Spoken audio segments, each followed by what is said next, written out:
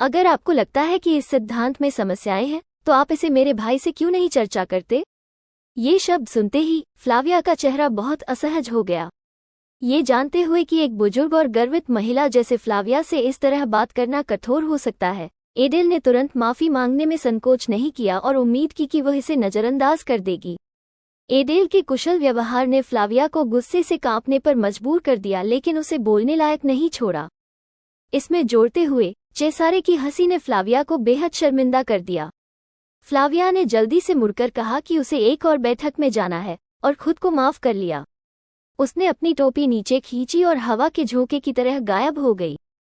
चेसारे बहुत मनोरंजित लग रहा था और मुस्कुराते हुए एडेल की प्रशंसा की। मैंने कभी नहीं सोचा था कि मेरी बहन ऐसा कर सकती है।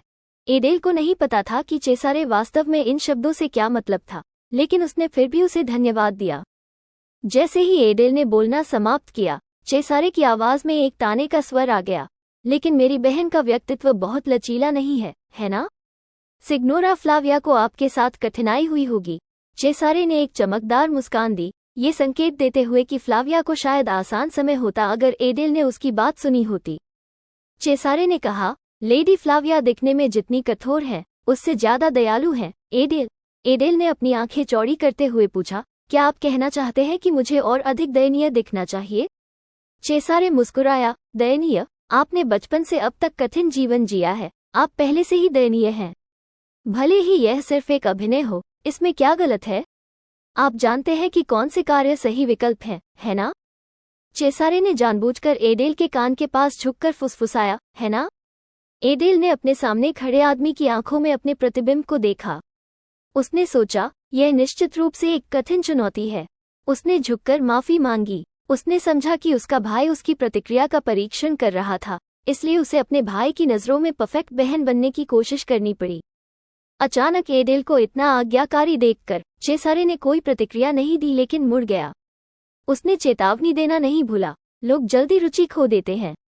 एडेल ने चेसारे के जाते हुए आकृति को खाली नजरों से देखा, अभी भी उसके शब्दों को पूरी तरह से समझ नहीं पाई। अगले दिन एबोनी ने उसे एक कमरे में ले जाया जहां लेडी फ्लाविया पहले से ही इंतजार कर रही थी। यह उसका पहला पाठ था। ऐसा लग रहा था कि फ्लाविया अभी भी कल की बात से नाराज थी। उसने गहरी सांस ली और सख्त आवाज में शुरू किया, एडेल बोनापार्ट। बोनापार्ट नाम को आपकी स्थिति के किसी व्यक्ति द्वारा आसानी से नहीं लिया जा सकता। आपके सीने पर महान नीला तारा लटकाने के लिए समुद्र की देवी भी नाराज हो जाएगी। भले ही लॉर्ड चेसारे मुझे आपको एक लेडी बनाने के लिए मजबूर करें, आपको पहले एक विशेष पाठ सीखना होगा। फिर फ्लाविया ने आदेश दिया, घुटनों के बल बैठो। एडेल चौंक गई, मुझे माफ करें। फ्लाविया ने अपने हाथ में लकड़ी के पैमाने को सीधे एडेल के चेहरे की ओर इशारा किया, क्या आपने मुझे नहीं सुना? घुटनों के बल बैठो। एडेल हिचकिचाने लगी। फ्लाविया हमेशा चेसारे की पीठ पीछे एडेल के प्रति दुर्भावनापूर्ण इरादे रखती थी। शायद वो एडेल को सिर्फ एक जूता चमकाने वाली लड़की होने के कारण तुच्छ समझती थी और एक कुलीन नहीं। वो चाहती थी कि एडेल यातना सहे। ये सब जानते हुए भी एडेल ने श्रीमती फ्लाविया के आदेशों का पालन किया। एक जूता चमकाने वाली लड़की के लिए जिसने इतना अपमान सहा था, किसी के सामने घुटनों के बल बैठना कुछ भी नहीं था। फ्लाविया उसकी आज्ञाकारिता से पूरी तरह से हैरान थी, लेकिन उसने एडेल का अपमान जारी रखा और एक पैर उसकी जांघ पर रख दिया। ध्यान से सुनो, तुम एक वस्तु हो और तुम्हें बस चुपचाप डेला वेले परिवार को बेचा जाना है। अगर तुम इससे ज्यादा चाहती हो तो तुम शार्क के लिए भोजन बन जाओगी। फ्लाविया ने सीधे एडेल की ओर इशारा किया और धमकी दी, मैं तुम्हें तुम्हारी जगह याद दिला रही हूँ, समझी? एडेल ने जवाब दिया, जी मैडम। ये देखकर कि एडेल को वश में कर लिया गया है, फ्लाविया ने उसे खड़ा होने की अनुमति दी ताकि पाठ शुरू हो सके। आज एडेल को एक कुलीन तरीके से चलना सीखना था और उसे एक नई जोड़ी जूते मिली। जूते देखकर एडेल बहुत उत्साहित हो गई। शिक्षक के कठोर शब्द अब उसके कानों में नहीं गूंज रहे थे। एडेल ने जूतों को छूने के लिए हाथ बढ़ाया, अपने दिल में खुशी महसूस की। ये मेरे नए जूते हैं। वो और इंतजार नहीं कर सकी और तुरंत उन्हें पहन लिया। लेकिन तुरंत एडेल ने महसूस किया कि कुछ गलत था। जूते इतने तंग थे कि उसके पैर की उंगलियों में दर्द हो रहा था। फ्लाविया ने बहुत संतुष्ट अभिव्यक्ति दिखाई, जल्दी खड़ी हो जाओ। तुम्हें यहाँ से वहाँ तक चलते रहना है जब तक मैं तुम्हें रुकने के लिए नहीं कहती। एडेल की दयनीय चीखें गूंज उठी जब वो फर्श पर गिर गई। उसने अपने दांत भींच लिए, उसका शरीर क्रोध से कांप रहा था। मैं और नहीं चल सकती। जैसे ही उसने बोलना समाप्त किया, तंग जूते सीधे फर्श पर फेंक दिए गए। फ्लाविया ने ताना मारा, पहले पाठ में ऐसा रवैया दिखाना स्पष्ट रूप से दर्शाता है कि तुम ठीक से पढ़ाई नहीं करना चाहती। उसने फिर से सीधे एडेल के चेहरे की ओर इशारा किया और चिल्लाई, तुम कभी भी बोनापार्ट परिवार की सदस्य नहीं बन सकती, यहाँ से निकल जाओ।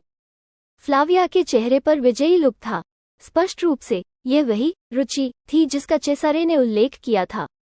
फ्लाविया दूसरों को यातना देकर अपनी खुद की घमंड को संतुष्ट करती थी, लेकिन चाहे वो कितना भी चिल्लाई और गाली दी, एडेल ने फिर भी सबसे सही तरीके से पाठ पूरा किया। इससे फ्लाविया बहुत नाराज हो गई। उसने चुपचाप आकलन किया, घंटों तक छोटे जूतों में बिना किसी शिकायत के चलना। फ्लाविया ने सारा धैर्य खो दिया था। उसने नौकरानी की ओर मुड़कर आदेश दिया, एबोनी, एक पल के लिए बाहर जाओ। एबोनी ने सम्मानपूर्वक झुककर जवाब दिया, मुझे बहुत खेद है सिग्नोरा, युवा मास्टर ने मुझे हमेशा आपके साथ रहने का निर्देश दिया है। फ्लाविया ने जवाब दिया, मैं इस बारे में लॉर्ड चेसारे से निजी तौर पर चर्चा करूंगी। यह कोई सजा नहीं है, मैं लोडेन परिवार की प्रतिष्ठा की कसम खाती हूँ। एबनी ने थोड़ी देर के लिए संकोच किया, लेकिन फिर उसने फ्लाविया और एडेल को निजी स्थान देने के लिए कमरे से बाहर जाने का फैसला किया।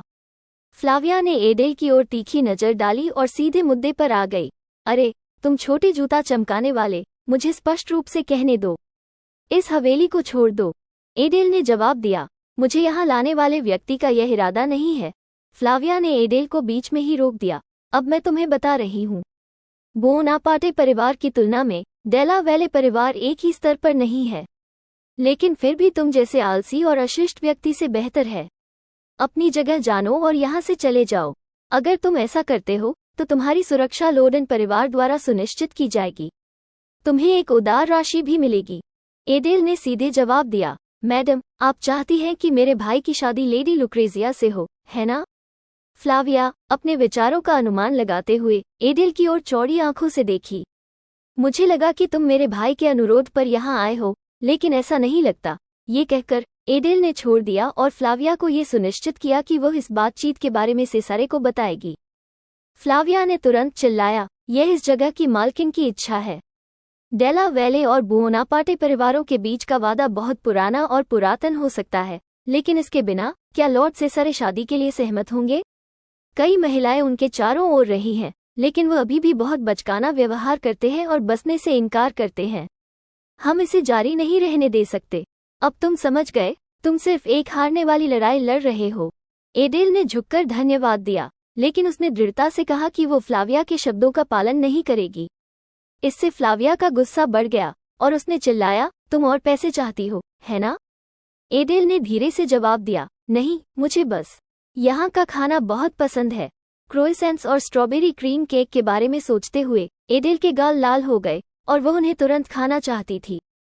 फ्लाविया ने भ्रमित होकर भौहें चढ़ाईं। क्या?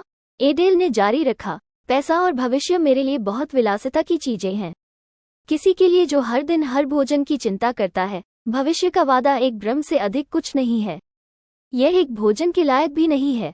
फ्लाविया को एडेल के विचार से घृणा हुई, लेकिन एडेल ने इसे नकारा नहीं क्योंकि उसने एक निम्न जीवन जिया था, हर भोजन की चिंता करते हुए कुछ मामूली सिक्कों के साथ। एडेल ने अपनी पोशाक उठाई और सम्मानपूर्वक जवाब दिया, आप जो भी प्रस्ताव मुझे दें, मैं बोनापार्टे हाउस नहीं छोड़ूंगी। अध्ययन कक्ष छोड़ते हुए फ्लाविया अपने गुस्से को छिपा नहीं सकी।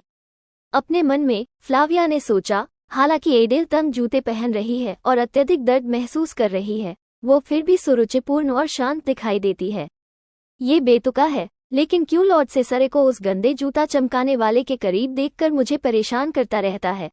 फ्लाविया ने अपने दांत पीसते हुए उस घृणित छवि की कल्पना की, लेकिन वो हार मानने के लिए तैयार नहीं थी। मुझे जल्दी से दूसरा तरीका खोजना होगा। जिस दिन से फ्लाविया ने एडेल को सिखाना शुरू किया, 1 सप्ताह बीत चुका है। एडेल ने कई चीजें सीखी है, जैसे उच्चारण, सार्वजनिक बोलना, शिष्टाचार, उच्च वर्ग की महिला कैसे बने, एक सज्जन के निमंत्रण को शालीनता से कैसे अस्वीकार करें, और सबसे महत्वपूर्ण, सुरुचिपूर्ण व्यवहार कैसे करें। एबनी भी जानती थी कि एडेल उन छोटे जूतों को पहनने से दर्द सह रही थी। नौकरानी एडेल के बारे में बहुत चिंतित थी, लेकिन उसे कैसे मदद करे, यह नहीं जानती थी। एबनी ने उसे सांत्वना देने की कोशिश की। सच्चाई ये है कि मिस फ्लाविया भी जानती है कि तुम्हारी मुद्रा पहले से ही परिपूर्ण है। तुम पाठों को बहुत जल्दी अवशोषित करती हो, जैसे कि यह जन्मजात हो। हालांकि तुमने केवल एक बार सीखा है, अब तुम्हारे व्यवहार को देखकर कोई नहीं सोचेगा कि तुम निम्न वर्ग से हो। एडेल एबनी के प्रोत्साहन के लिए बहुत आभारी थी। अचानक दूर आगे एक समूह महिलाओं का इकट्ठा हुआ, हंसते और बातें करते हुए। ये पता चला कि वे ओक्वेनिना साम्राज्य से दूत थे। कुछ दिन पहले ओक्वेनिना के दूसरे राजकुमार ने सिंहासन ग्रहण किया था। दूसरे राजकुमार को सिंहासन पर चढ़ाने में समर्थन देने वाला व्यक्ति और कोई नहीं बल्कि लॉर्ड सेसरे था। यह एक महत्वपूर्ण समर्थन था क्योंकि दूसरे राजकुमार के पास मजबूत समर्थन नहीं था, लेकिन अंत में उसने अपना लक्ष्य हासिल किया। इस एहसान को चुकाने के लिए नए सम्राट ने लॉर्ड सेसरे को एक उपहार दिया। यही कारण है कि हवेली इतनी जीवंत है। एडेल ने अनुमान लगाया कि इस सम्राट को सेसारे की सहायता ने उसकी अपनी स्थिति को भी ऊंचा किया। वहां महिलाओं ने देखा कि हैंडसम लॉर्ड सेसरे उनके पास खड़ा था। उसने एक चमकदार मुस्कान दी और उन्हें बहुत शिष्टता से बधाई दी। नमस्ते महिलाओं, उन्होंने जल्दी से जवाब दिया। ओह मेरे, क्या आप यहाँ हैं? हम आपको ढूंढ रहे थे। सभी ध्यान सेसारे पर था और एडेल ने अपने आप से सोचा, सेसारे भाग्य और देवताओं का प्रिय, बोनापार्टे का चुना हुआ या समुद्र देवी द्वारा आशीर्वादित, ये सभी शीर्षक उसे सूट करते हैं। लेकिन किसी कारण से वो उन लड़कियों में रुचि नहीं दिखा रहा था। उसकी आंखें दूर और खाली लग रही थीं। एबनी ने एडेल को याद दिलाया, हमें जाना चाहिए इससे पहले कि वे हमें नोटिस करें। हाँ। दोनों ने हलचल भरे बगीचे को छोड़ दिया। एडेल नहीं जानती थी कि सेसारे उसे पीछे से देख रहा था। एक लड़की ने उससे पूछा, वहाँ क्या है? सेसारे ने जवाब दिया, मुझे लगता है कि मैंने अभी एक मत्स्यांगना देखी। सुनहरे बालों वाली लड़की ने उस दिशा में देखा जहाँ सेसारे बात कर रहा था, लेकिन एक मजबूत हाथ ने उसकी आंखों को ढक दिया। वो अभी वही थी, ये सेसारे की आवाज थी। इस क्रिया ने लड़की को बेहद शर्मिंदा कर दिया। ऐसा लगता है कि तुम्हें ये पसंद है ना? सेसारे ने उसके कान में फुसफुसाया, जिससे उसके कान के चारों ओर की त्वचा लाल हो गई। क्या तुम आज फिर आओगी? मैं इंतजार करूंगा। युवा महिला ने तुरंत कुछ दृश्यों को याद किया जो उनके बीच पहले हुए थे। सेसारे, अगर तुम मुझ पर गंभीरता से विचार करने का वादा करते हो तो मैं तुम्हें फिर से देखने आऊंगी। सेसारे ने अपनी आंखों को संकुचित करके मुस्कुराने का नाटक किया, फिर तुरंत उसे एक बर्फीली नजर से देखा। जिस तरह से उसने बात की थी वो इतनी घमंडी थी कि उसे तुरंत थप्पड़ मारने का मन हुआ। किसी कारण से ये लोग उसके बिस्तर में चढ़ने के लिए इतने बेताब थे। वो कभी इस सुनहरे बालों वाली लड़की में रुचि रखता था, लेकिन अब वो भावना चली गई थी। चेज़रे ने कल्पना की कि एक जलपरी गहरे हरे बालों के साथ बस गुजर रही है। उसने सुनहरे बालों वाली लड़की की ओर मुड़कर तिरस्कार भरे शब्द बोले, तुम प्यारी हो, लेकिन तुम बहुत उबाऊ हो। वो तुरंत चुप हो गई, स्तब्ध। चेज़रे को इस बात की परवाह नहीं थी कि लड़की कितनी नाराज थी और उसने अपनी पीठ मोड़ ली। सुनहरे बालों वाली लड़की, जिसकी आंखों में आंसू थे, ने एक नाराजगी भरी अभिव्यक्ति दिखाई। मैं जा रही हूँ, चेज़रे ने उदासीनता से जवाब दिया। तो अपना समय लो। वो ऊबते हुए चला गया, जबकि सुनहरे बालों वाली लड़की अपने दिल की गहराई से रो रही थी। चेज़रे ने एक सिगार जलाया और अपनी जलपरी के बारे में सोचा। वो जंगल की ओर चलते हुए बड़बड़ाया, मुझे यकीन है कि वो इस रास्ते गई है। मुझे जाने दो। एक लड़की की तीखी चीख ने उसे अपने कदम रोकने पर मजबूर कर दिया। दूर में एक युवा लड़की को एक आदमी द्वारा परेशान किया जा रहा था। वो और कोई नहीं बल्कि एडेल थी। कुछ मिनट पहले एडेल अपने तंग जूतों के साथ फव्वारे की ओर जा रही थी जब वो एक पत्थर से ठोकर खा गई। अत्यधिक दर्द ने एडेल को तुरंत आगे गिरा दिया। एबनी ने घबराहट में कहा, मिस, यह अच्छा नहीं है। मुझे तुरंत आपके पैर की जांच करनी होगी। जब जूते हटाए गए तो एडेल का पैर छाले और खरोंच से खून बह रहा था। एबनी बहुत डरी हुई थी। मिस, ये वास्तव में बुरा है। आप इस स्थिति में चल नहीं सकती। एडेल पसीने में और दर्द सहने की कोशिश करते हुए बोली, क्या आपके पास कोई एनेस्थेटिक है? मैं इसे थोड़ी देर और सह सकती हूँ। एबनी हैरान थी। मिस, नौकरानी ने अपने गुस्से को दबाने के लिए अपने होंठ काटे, फिर झुककर कहा कि वो आज के लिए सबक समाप्त कर देगी। मैं आपको एक कुर्सी लाऊंगी। इस बीच कृपया अपने पैर को धो लें। मैं जल्द ही वापस आऊंगी। एडेल फव्वारे के पास बैठ गई। ठंडे पानी में अपने पैर को भिगोने से दर्द कम हो गया। चाहे सबक कितना भी कठिन क्यों न हो, अडेल जानती थी कि यह कुछ भी नहीं था जब वो कमोरा की झुग्गियों में संघर्ष कर रही थी। अचानक अडेल के पीछे हंसी और बातचीत की आवाजें आईं। ये चेज़रे के परिचित कुलीन लोग थे।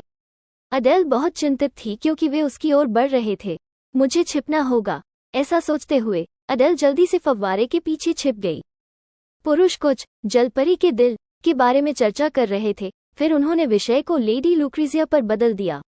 वो आज उपस्थित नहीं थी क्योंकि लॉर्ड डेलावेल ने उसे आत्मचिंतन करने का आदेश दिया था। अडेल, जो पास में थी, ने उनकी सारी बातें सुनी लेकिन चुप रही, फव्वारे के पीछे छिपी रही और उनके जाने का इंतजार करती रही। जब उसने उनकी आवाजें अब और नहीं सुनी तो वह अपने छिपने के स्थान से बाहर निकली, लेकिन तुरंत एक आदमी के साथ आंखें मिलाईं। वो खुशी से मुस्कुराया। देखो, यहाँ क्या है? उसने अडेल का हाथ पकड़ लिया और चिल्लाया, अरे, यहाँ आओ और देखो, यहाँ एक लड़की फव्वारे के पीछे छिपी हुई है। अचानक उसके पैर में दर्द हुआ, जिससे अडेल पानी में गिर गई। उसका पूरा शरीर अब भीग चुका था। एक दोस्त ने भौहें चढ़ाई और अशिष्ट आदमी को याद दिलाया, अरे, इतनी अशिष्टता से व्यवहार मत करो। आदमी ने बड़बड़ाते हुए जवाब दिया, मैंने उसे धक्का नहीं दिया, वो खुद ही गिर गई। अडेल ने फव्वारे के किनारे को पकड़ने की कोशिश की। उसकी भीगी हुई पोशाक उसके आकार को और अधिक आकर्षक बना रही थी। पुरुष उसे घूरते रह गए। अचानक अशिष्ट आदमी के मन में एक दुष्ट विचार आया। उसने शरारती मुस्कान के साथ अडेल की ओर एक अश्लील नज़र डाली। क्या मैंने एक लड़की के बजाय एक जलपरी पकड़ ली है? तुम कौन हो? ऐसा लगता है कि तुम्हें इन जूतों से परेशानी हो रही है ना? तुम एक कुलीन नहीं लगती। तुम्हारी पोशाक एक नौकरानी की तरह लगती है। तुम कुछ क्यों नहीं कह रही हो? क्या तुम बोलने से डरती हो कि तुम्हें सजा मिलेगी? इसके साथ ही उसने अडेल का हाथ जोर से खींचा। दूसरों ने उसे रोकने की कोशिश की। हेनरी, इसे बंद करो, ये बोनापार्ट की संपत्ति है। उसने चिल्लाया, तो क्या? किसे परवाह है? क्या तुम नहीं देख सकते कि मैं इस नौकरानी से निपटने में व्यस्त हूँ? ऐसा नहीं है कि बोनापार्ट परिवार शाही है, अडेल ने आखिरकार कहा। अगर तुम इस व्यवहार को जारी रखते हो तो मुझे डर है कि कुछ अप्रिय होगा। मेरा मतलब है, इस तरह मेरा हाथ खींचना उचित शिष्टाचार नहीं है। वे चौंक गए। वो एक कुलीन महिला की तरह बोलती है। अडेल ने अपनी आवाज उठाई, मुझे छोड़ दो, नहीं तो तुम्हें पछताना पड़ेगा। समूह स्तब्ध खड़ा रहा, लेकिन जल्द ही वे और भी उत्साहित हो गए। क्या तुम मजाक कर रही हो? क्या तुम एक शिक्षक हो? रुको, उसके हाथ काफी खुरदरे हैं। ऐसा लगता है कि वो यहाँ चोरी छिपे आए हैं। सच में? खैर, ये तो बहुत अच्छा है। कई प्रतिष्ठित ग्राहक उसका इंतजार कर रहे हैं। अडेल ने चिल्लाया और उसकी पकड़ से छूटने की कोशिश की, लेकिन एक कमजोर लड़की की ताकत एक मजबूत आदमी से मेल नहीं खा सकती थी। वो अश्लील शब्दों को जारी रखता रहा, उसे मनोरंजन के लिए एक वस्तु की तरह मानता रहा। अचानक पीछे से भारी कदमों की आवाज आई। पुरुष तुरंत डर के संकेत दिखाने लगे। लॉर्ड चेज़रे, ठंडक और घातक चेहरा पुरुषों को सतर्क कर गया। ओह, चेज़रे अब लॉर्ड बन गया है ना? मुझे लगता है कि मैंने अभी किसी को मुझे झटका चेज़रे कहते सुना, है ना, हेनरी? अश्लील आदमी अब पसीने में था। चेज़रे ने आगे बढ़ते हुए कहा, लॉर्ड फेज को ये सुनकर निश्चित रूप से खुशी होगी। वो अपने पुराने शरीर के साथ बोनापार्ट परिवार की चापलूसी करने में व्यस्त है, बस मुझसे कुछ पैसे उधार लेने के लिए। और यहाँ तक कि लेडी फेज को भी मेरी दया पर निर्भर रहने के लिए खींचा गया था। हेनरी ने गुस्से में चिल्लाया, तुमने अभी क्या कहा? तुम बदमाश! उसने चेज़रे को मारने के लिए दौड़ने का इरादा किया, लेकिन दूसरों ने उसे रोक दिया। लॉर्ड चेज़रे, कृपया रुकें, आपके शब्दों ने सीमा पार कर दी है। अचानक चेज़रे ने हेनरी के कंधे को पकड़ लिया और घातक शब्द बोले, तुम लोगों ने मेरी बहन को वेश्या की तरह मानकर सीमा पार कर दी है। हेनरी अब चौंक गया और बेहद डरा हुआ था। ये लड़की, क्या ये चेज़रे की बहन है? आसपास के लोग भी स्तब्ध थे। रुको, बहन, इसका क्या मतलब है? चेज़रे ने धीरे से उसका नाम पुकारा, अडेल। वो फव्वारे में उतरा और अपनी कोट उसके ऊपर डाल दी। उसके चेहरे पर गहरी दया और चिंता दिख रही थी। तुम्हारे साथ क्या हुआ? अडेल चेज़रे के इस गहरे प्रदर्शन से थोड़ी हैरान थी, लेकिन जल्दी ही उसने अपनी संयम वापस पा ली और उसके साथ सहयोग किया। उसने उन आदमियों की ओर देखा, उनके चेहरे डर से पीले पड़ गए थे। उसने हिचकिचाते हुए कहा, भाई, तुम यहाँ कैसे आए? हेनरी ने अधीरता से चिल्लाया, तुम झूठ बोल रहे हो। इस क्षेत्र में हर कोई जानता है कि तुम्हारी कोई बहन नहीं है। चेज़रे ने भौहें चढ़ाते हुए सख्ती से कहा, पहले नहीं थी, लेकिन अब है। मेरे माता पिता हमेशा एक दूसरे से प्यार करते थे, लेकिन मुझे ये सब समझाने की जरूरत क्यों है? हेनरी को पता था कि उसने बड़ी गलती की है, लेकिन फिर भी उसने सफाई देने की कोशिश की। हम कैसे जान सकते थे जब वो नंगे पांव और घायल हो? एडेल ने आखिरकार कहा, मुझे माफ कर दो। मैं बोनापार्ट परिवार को शर्मिंदा न करने के लिए चलने का अभ्यास कर रही थी और मैंने खुद को चोट पहुंचा ली। मैंने एबनी को दवा लाने के लिए कहा था, लेकिन मुझे उम्मीद नहीं थी कि बोनापार्ट हवेली में ऐसा होगा। पीछे के लोग तुरंत चुप हो गए। चेज़रे ने हल्की मुस्कान दी, उसकी अभिनय क्षमता से खुश होकर। उसने एडेल को अपनी बाहों में उठाया और अफसोस के साथ कहा, मैंने तुमसे कहा था कि खुद को इतना मत थकाओ। तुम्हें खुद को इस तरह चोट पहुंचाने की जरूरत नहीं है। एडेल ने भी साथ दिया, लेकिन अगर मैं सबके लिए हंसी का पात्र बन जाऊं तो? चेज़रे ने उसके माथे को चूमा और बीच में ही रोक दिया। परिवार के सदस्य होने के नाते हमें इस तरह बात नहीं करनी चाहिए। तुम्हें किसी भी चीज की चिंता करने की जरूरत नहीं है। एडेल उन अचानक शब्दों से चौंक गई। परिवार? मैंने कभी किसी को मुझसे ऐसा कहते नहीं सुना। क्या सभी कुलीन अपने परिवारों से इस तरह बात करते हैं? मुझे इस गर्म, नकली दयालुता का जवाब कैसे देना चाहिए ताकि मैं एक महिला की तरह दिखूं? उसने चेज़रे के चेहरे को अपने हाथों में लिया और उसके गाल पर चूमा। धन्यवाद, भाई। चेज़रे उस अप्रत्याशित व्यवहार से क्षणिक रूप से चौंक गया, लेकिन उसने जल्दी ही खुद को संभाल लिया।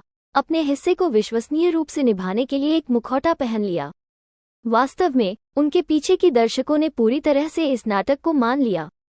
उन्होंने यहाँ तक कहा कि दोनों एक दूसरे से कितने मिलते जुलते हैं। अभी भी गुस्से में उबलते हुए चेज़रे ने जारी रखा, तो क्या तुम अभी भी मेरी बहन के साथ एक और प्रदर्शन करना चाहते हो? आदमियों का समूह असंगति की स्थिति में हकलाते हुए बोला, वो सिर्फ एक गलती थी।